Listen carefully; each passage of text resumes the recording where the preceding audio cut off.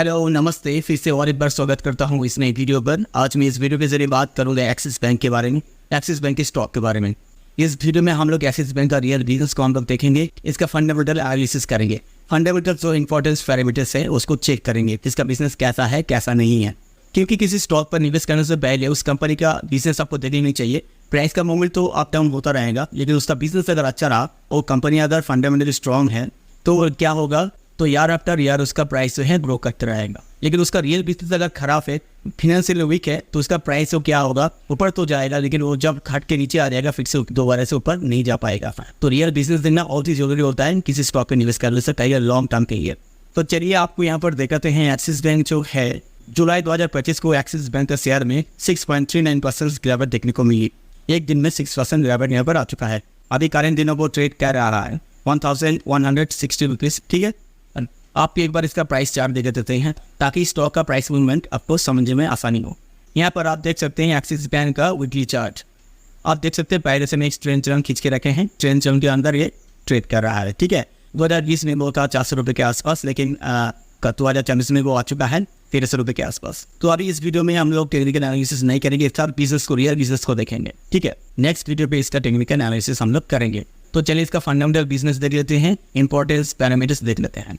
तो इसके लिए हम लोग चले आए हैं स्किनर.इन साइट पर। यहाँ पर आप देख सकते हैं एक्सिस बैंक का जो मार्केट कैपिटलाइजेशन है वो है 3,57,640 करोड़ रुपीज़। यहाँ पर आप देख सकते हैं इसका जो मार्केट कैपिटलाइजेशन है बहुत अच्छा खासा है, एक बड़ा सारा कंपनी है, बड़ा सारा बैंक है।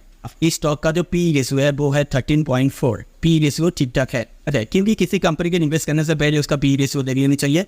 पी रेशियो मिनिमम 12 से 20 के आसपास होते हैं तो उस स्टॉक में निवेश करना सही माना जाते हैं, सही वक्त माने जाते हैं। लेकिन यहाँ पर 13.4 है, ठीक ठाक ही है। ऐसा लग रहा है कि इसका प्राइस हो सकता है कि ज़्यादा ओवर वैल्यू नहीं हुए हैं, या हो सकता है इसका अर्निंग्स पर शेयर बहुत ज़्यादा है। क्योंकि पी रेशियो को कैलकुलेट किया जाता है, उसका जो स्टॉक प्राइस है उसको डिवाइड किया जाते हैं स्टॉक का अर्निंग्स पर शेयर से। तो आगे जाके इसके बारे में और भी डिटेल्स में बात करेंगे। इसका जो बुक वैल्यू है 509 है, ये बहुत ही कम है। बुक वैल्यू जितना ज़्यादा होता है करंट प्राइस के करीब है या करंट प्राइस से ऊपर तो बहुत ही अच्छा माना जाता है, लेकिन यहाँ पर कम है, लेकिन ठीक ठाक ही है। क्योंकि करंट दिनों में ऐसा कंपनी ढूंढना बहुत ही मुश्किल है जिसका बुक वैल्यू करंट प्राइस से ज़्यादा है, तो ठीक ठाक ही है यहाँ पर। तो ये जो कंपनी है अपने निवेशकों को हर साल 0.09% के हिसाब से डिविडेंड प्रदान करता है, ये बहुत ही कम है। इसका जो मार्केट कैपिटलाइजेशन है उस हिसाब से इसका जो डिविडेंड है बहुत ही कम है। कुछ तो फाइनेंशियल प्रॉब्लम इसका है, आगे जाके बात करेंगे।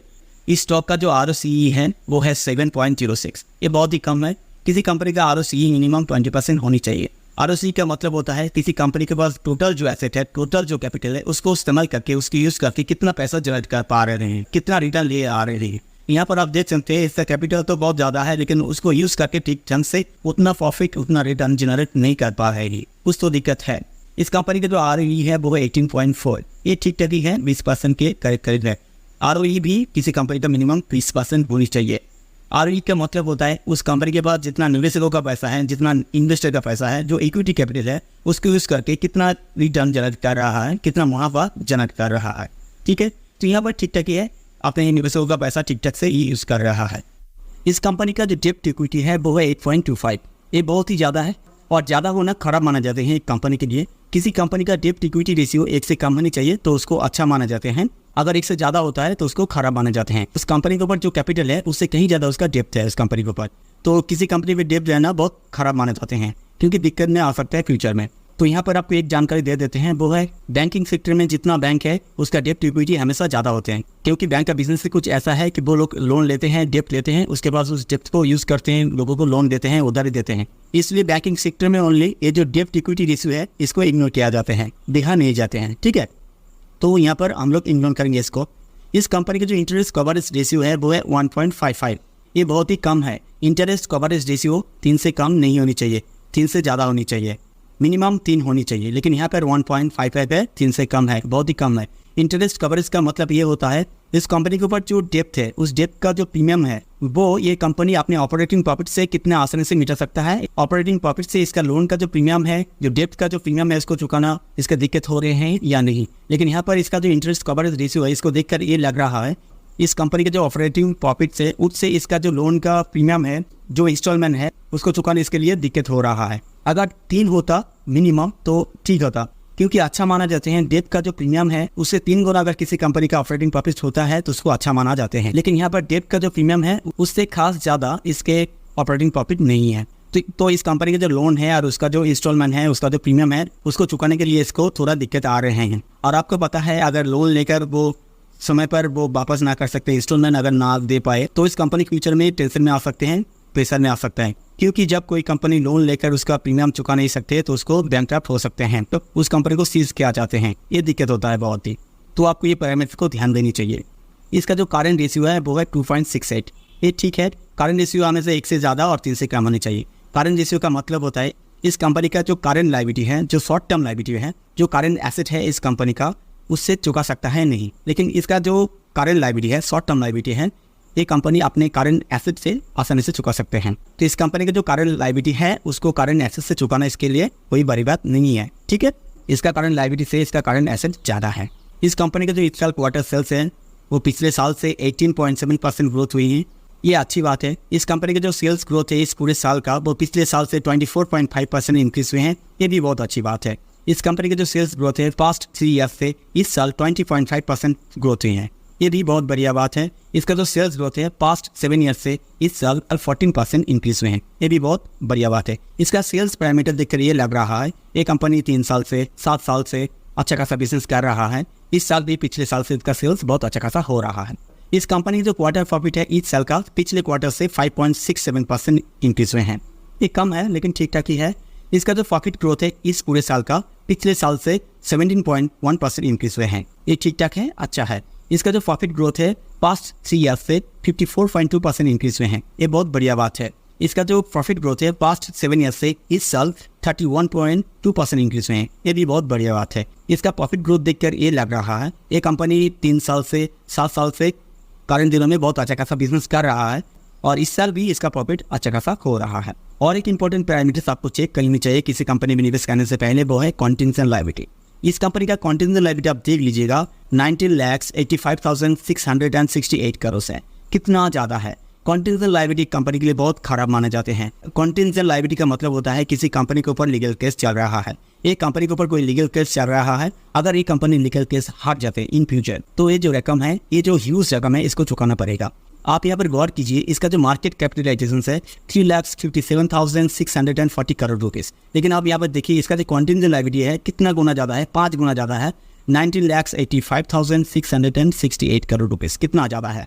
अगर ये कंपनी केस हार जाते हैं तो इस कंपनी को बर्बाद होने से, इस कंपनी को दिवालिया होने से कोई नहीं रोक सकता है, बैंकक्रप्ट होने से कोई नहीं रोक सकता है। लगभग 5 गुना ज़्यादा इसका कॉन्टिजेंट लायबिलिटी है।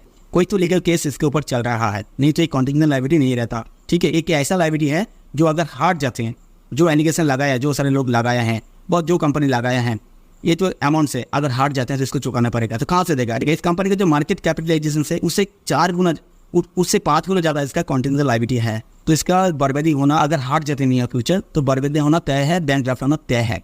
तो इसका जो फंडामेंटल पैरामीटर्स जो सारे हैं इसको चेक कर ये लग रहा है ये कंपनी फाइनेंशियली उतना स्ट्रांग नहीं है। इस कंपनी का जो मार्केट कैपिटलाइजेशन से उससे कहीं ज़्यादा, 5 गुना ज़्यादा इसके पास कॉन्टिजेंट लायबिलिटी है। अगर ये कंपनी हार जाते हैं, ठीक है, अगर ये रकम चुकाना पड़ता है तो टीवी पर क्या होगा, बैड न्यूज़ चला आएगा। और जब बैड न्यूज़ चले आते हैं तो आप जानते हैं जो सारे इन्वेस्टर हैं इंडिया का 90% से ज़्यादा लोग न्यूज़ के ऊपर बेस करके इन्वेस्टमेंट करते हैं, तो डर जाते हैं, वो लोग सेल कर देते हैं। लेकिन यहाँ पर क्या होगा, ये कंपनी अगर हार जाते हैं केस तो ये जो रकम है वो चुका नहीं सकते हैं, तो कंपनी को सीज कर देंगे। ठीक है, ये कंपनी बहुत डेंजरस इसलिए है लॉन्ग टर्म निवेश के लिए क्योंकि इसका जो कैपिटल है, इसका जो टोटल मार्केट कैपिटलाइजेशन है उससे कहीं ज़्यादा, 5 गुना ज़्यादा इसका कॉन्टिजेंट लायबिलिटी है। अगर कम होता है, कॉन्टिजेंट लायबिलिटी रहता है, हर कंपनी पर रहता है, छोटा मोटा रहता है, लेकिन इसका जो अमाउंट है बहुत ज़्यादा है।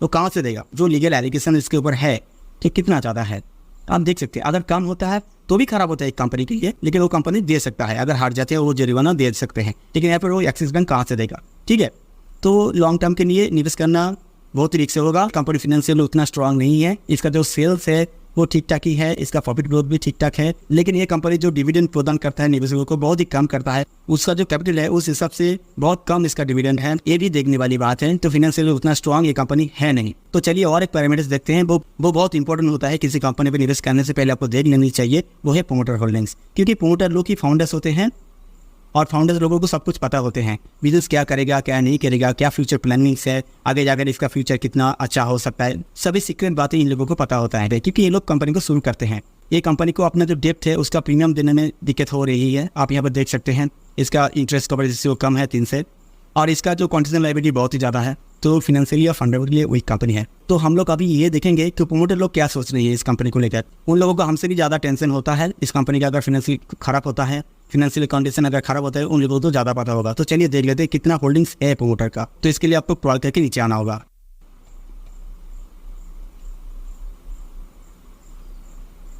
यहाँ पर आप देख सकते हैं एक्सिस बैंक का जो प्रोमोटर होल्डिंग्स है वो है 8.31%। कितना कम है, देख सकते हैं यहाँ पर कितना कम है। तो सही में इसका फाइनेंशियल कंडीशन बहुत खराब है, बहुत वीक है, जो हम लोग फंडामेंटल पैरामीटर्स को चेक करके देखे हैं। तो एक कंपनी का बिजनेस स्ट्रॉन्ग माना जाते हैं अगर उस पर प्रोमोटर होल्डिंग 60 से 70% होता है, तो मिनिमम 60% से ज़्यादा होनी चाहिए। लेकिन यहाँ पर प्रोमोटर लोग ही नहीं है। जो सारे लोग कंपनी को शुरू किए हैं, प्रोमोटर या फाउंडर्स, वो लोग ही यहाँ पर अपने होल्डिंग्स को कितना कम रखे हैं। उन लोगों को खुद ही इस कंपनी के ऊपर भरोसा नहीं है, इस कंपनी का बिजनेस के ऊपर भरोसा नहीं है। तो आप क्यों करेंगे। यहाँ पर आप देख सकते हैं सितंबर 2021 में इसका प्रोमोटर होल्डिंग था 11.64, कम था, बहुत ही कम था। लेकिन अभी करंट दिन आप देख सकते हैं कितना घटाया है। दिसंबर 2021 में वो घटा दिए थे, मार्च 2022 में घटा दिए थे, वो घटा रहे हैं स्टॉक को। ऐसे तो प्रोमोटर होल्डिंग्स कम है इस कंपनी का, ऊपर से वो लोग घटा रहे हैं। कुछ तो बात है, उन लोगों को पता है पहले से ही ये कंपनी फाइनेंशियल उतना अच्छा है नहीं, फ्यूचर में इसका बिजनेस उतना अच्छा हो नहीं पाएगा, इसलिए वो लोग अपना होल्डिंग को घटा दिए हैं। बहुत ही कम है, बहुत रिस्क है। जो हम लोगों ने देखे हैं इसका फंडामेंटल पैरामीटर्स को चेक करके जो फाइनेंशियली वीक है, तो सचमुच ये कंपनी फाइनेंशियल वीक है। अगर फाइनेंशियली स्ट्रॉन्ग होता तो यहाँ पर प्रोमोटर होल्डिंग्स अच्छा खासा होता, क्योंकि उन लोगों को भी मुनाफा करना है। अगर मुनाफा करना होता तो ज़्यादा होल्डिंग्स यहाँ पर रखते, मिनिमम 60% रखते। अच्छे खासा बिजनेस यहाँ पर होते हैं। प्रोमोटर लोग, फाउंडर्स लोग अपने पास ज़्यादा स्टॉक रखते हैं, उसके 30% या 20% पब्लिक को देते हैं, ठीक है। लेकिन यहाँ पर ज़्यादा से ज़्यादा पब्लिक के पास है, प्रोमोटर लोग कुछ भी नहीं रखे हैं, ओनली 8.3% रखे हैं, वो भी घटा दिए हैं पहले से।